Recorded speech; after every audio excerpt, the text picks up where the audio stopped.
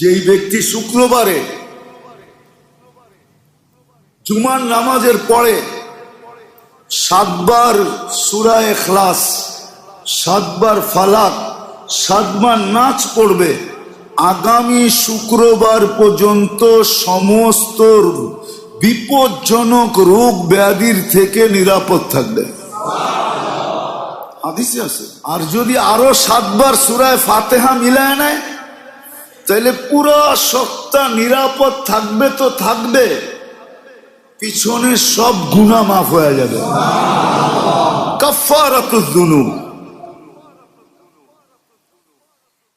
যেই ব্যক্তি জুমার নামাজের পরে সুবহানাল্লাহিল আযীম ওয়া বিহামদিহি 100 বার পরে সুবহানাল্লাহিল আযীম ওয়া বিহামদিহি, তার আমল নামায় 1 লক্ষ নেকি লেখা হয়। কি পারবেন এক সপ্তাহে 1 লক্ষ গুনাহ করতে?